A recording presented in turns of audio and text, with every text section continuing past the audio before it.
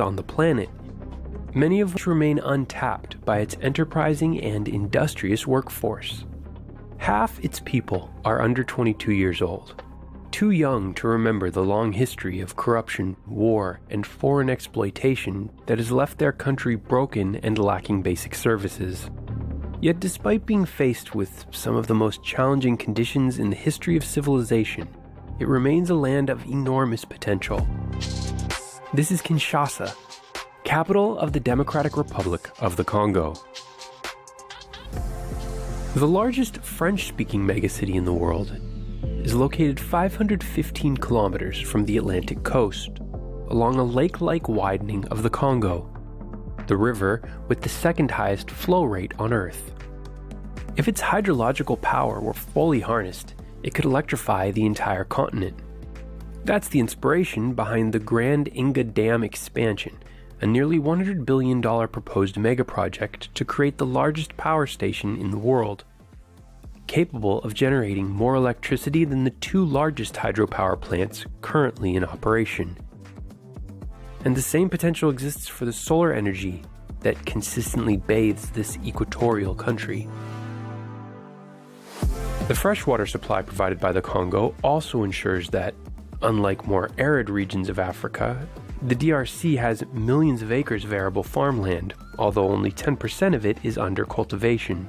If it was used to its potential, it could feed the entire continent. The first to exploit these natural riches was the brutal British explorer Henry Stanley, who arrived in 1881.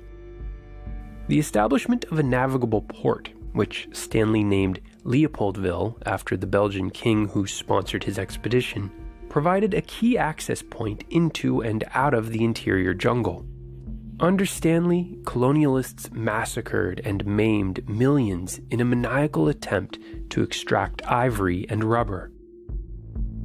It was under these conditions that Leopoldville grew for 80 years until 1960, when the locals overthrew their Belgian rulers, created the Democratic Republic of the Congo, and renamed this capital city Kinshasa.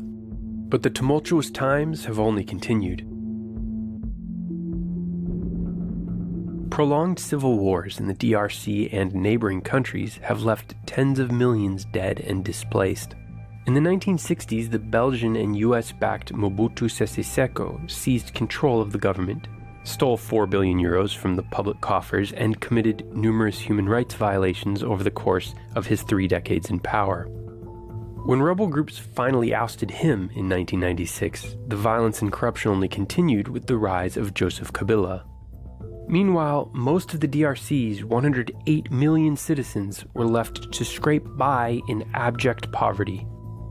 Relegated to the status of a failed state, today the DRC is one of the 20 most corrupt countries in the world, the second most food insecure, is patrolled by thousands of UN peacekeepers in its war-torn east, and is so dangerous that the US State Department recommends against all but the most essential